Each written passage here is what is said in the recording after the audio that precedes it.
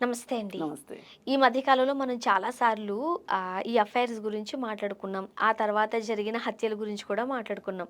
మీకు గుర్తుంటే మనం ఒక 1, 2 ఇయర్స్ బ్యాక్ మాట్లాడుకునేటప్పుడు అఫైర్స్ గురించి మాత్రమే మాట్లాడుకునేవాళ్ళం. వాళ్ళు వీళ్ళతో అటాచ్ అయ్యారంట, లేకపోతే వాళ్ళిద్దరి మధ్య అక్రమ సంబంధం ఉందంట అని మాట్లాడుకొని ఆపేసేవాళ్ళం. ఎక్కడికి పోతుంది ఈ సమాజం అని. ఇప్పుడు కంటిన్యూషన్ వచ్చేసింది. ఈ అఫైర్స్ వల్ల ఎవరో ఒకరు చచ్చిపోవటమో, చంపేయడమో జరుగుతుంది. ఫేస్‌బుక్ ప్రేమ కూడా ఇప్పుడు అలాంటిదే.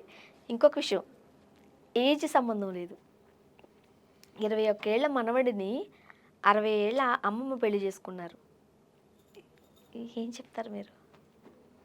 అంటే సమాజంలో రకరకాల మార్పులొస్తున్నాయి. హ్మ్.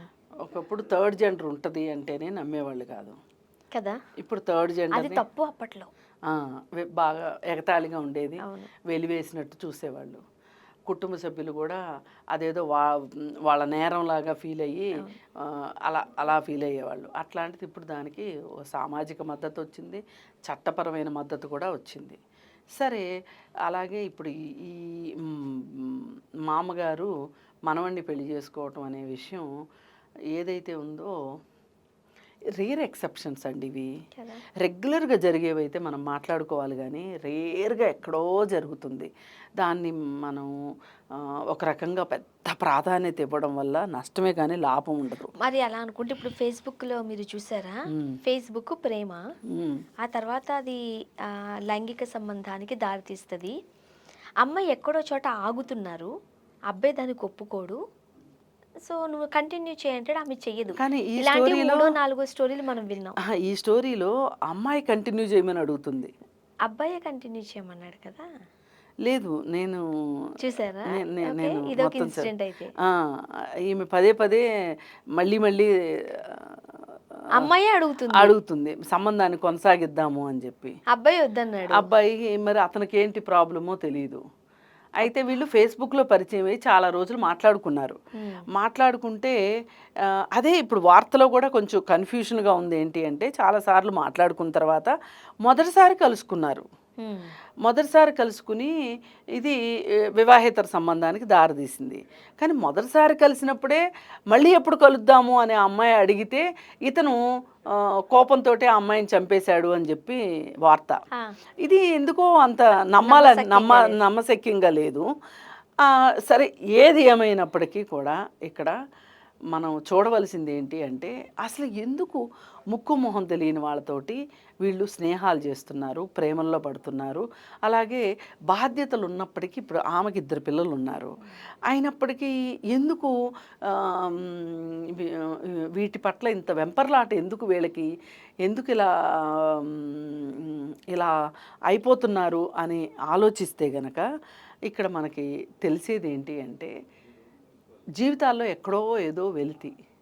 ఆ వెలితి పూరించుకోవటానికి ఇలా కానీ అక్కడైనా స్వచ్ఛమైన ప్రేమ దొరుకుతుంది అని అనుకోవాలా అండి? అసలు స్వచ్ఛమైన ప్రేమ అంటే ఏంటో చెప్పండి మీరు ఒకసారి. నిజమే. కదా! అవును. నిజమే. అందుకని దానికి డెఫినిషన్ లేదు. లేదు. ఇప్పుడు బాధ్యతలను మించిన ముఖ్యమైన విషయం ఇంకొకటి లేదు. అవును. మనకి నిజమే. ఎ ఎక్కడన్నా ఎళ్ళండి, ఏమన్నా చెయ్యండి.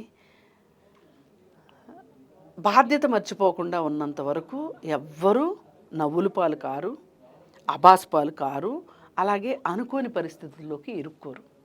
అదే ఇప్పుడు ఈ అమ్మాయి భర్త, 2 పిల్లలు ఉండగా ఈ ఫేస్‌బుక్ ప్రేమ అతనితో కలిసి బయటికెళ్ళాలనిపించటము, ఎక్కడో ఆ అమ్మాయి జీవితంలో ఏదో ఒక లోటును అనుభవిస్తుందనుకోవాలి. లేదు అంటే ఇంకొకటి కూడా ఉంటది. ఎంత జీవితాలు బాగున్నప్పటికీ కూడా నాకింకా ఏదో కావాలి, ఇంకా ఏదో కావాలి, నేనేదో మిస్ అయిపోతున్నాను జీవితంలో అని అనుకోవడము. అలాగే నేను ఏ విధమైన సంబంధాలు పెట్టుకున్నప్పటికీ కూడా నన్నెవరేం చేస్తారు, నన్నేం చేయగలరు అనే ఒక తెంపరితనము. పైగా ఇలాంటి వాటి తరువాత వచ్చే పరిణామాలు ఎలా ఉంటాయి అని ఉ- ఆలోచించకపోవటం. నాకు తెలిసి నేను చిన్నప్పటి వరకు చూసినంత వరకు ఒక నలుగురు, ఐదుగురు మహిళలను తీసుకుందాం. ఫస్ట్ మా మమ్మీని చూద్దాం. చాలా అర్లీగా నిద్రపోతారు తను. ఉదయాన్నే లేస్తారు.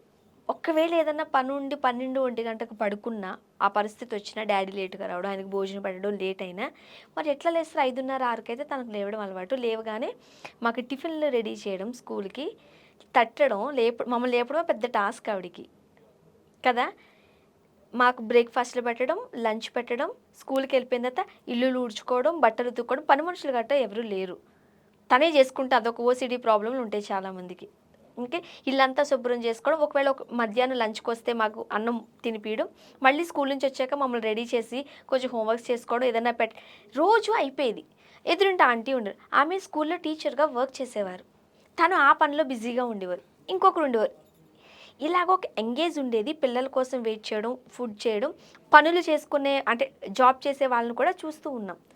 బట్ ఈ మధ్య కాలంలో మహిళలు చాలామంది మనం చూస్తే వాళ్ళు కూడా ఇన్‌స్టాలో డాన్సులు చేస్తున్నారు. అంటే నాకు ఎవరిని మనం తప్పు పట్టడం కాదు. నాకు తప్ అనిపించేది తప్పు పట్ ఏమనిపిస్తుందంటే ఎక్కడో ఒక వైపుకి మనం లాగుతున్నామేమో, దానివల్ల మీరన్నట్టుగా లేని సంతోషం కావాలని ఎవరిళ్ళలో గొడవలు ఉండవండి.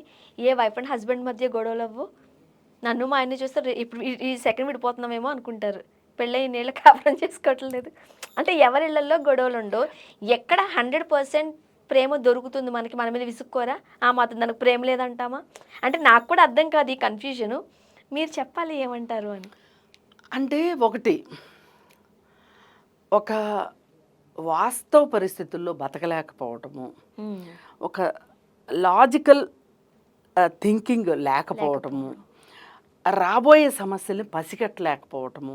ఈ 3 ఉన్నప్పుడు ఏమవుతది అంటే వీళ్ళకి ఇప్పుడు ఈ మధ్య కూడా చాలామంది ఏం చెప్తున్నారంటే, జరిగిపోయిన దాని గురించి ఆలోచించకు, భవిష్యత్తు గురించి భయం పెట్టుకో మాకు, ఈ క్షణమే నీది అని చెప్తున్నారు. ఈ క్షణమే నీది అనేది వాళ్ళు చెప్పే రీజన్ ఏంటి అంటే, నువ్వు నిన్న పని చేయలేదని బాధపడకు, హ్మ్. రేపు చేద్దామని వాయిదా వేయకు, ఈ ఈ పనిని ఈ రోజు పనిని ఈ రోజే కంప్లీట్ కంప్లీట్ చెయ్యి, చేసేయి. నువ్వు ప్రజెంట్లో బతుకు అని వాళ్ళు చెప్తుంటే వీళ్ళేమనుకుంటున్నారు, నిన్న బాధలు ఉన్నాయి, రేపు బాధలు ఉంటాయి, కానీ ఈరోజు సంతోషంగా ఉండు. ఈ సంతోషంగా ఉండడానికి ఏం చేయాలి? అవుట్లెట్ ఏంటి అంతే. నీకు? షాపింగా, ఫ్రెండ్సా, కిట్టి పార్టీలా, లేకపోతే ఇంకోటా, ఫేస్బుక్లో స్నేహాలా, మరి ఇన్స్టాగ్రామ్ పరిచయాలా, ఇలా రకరకాలుగా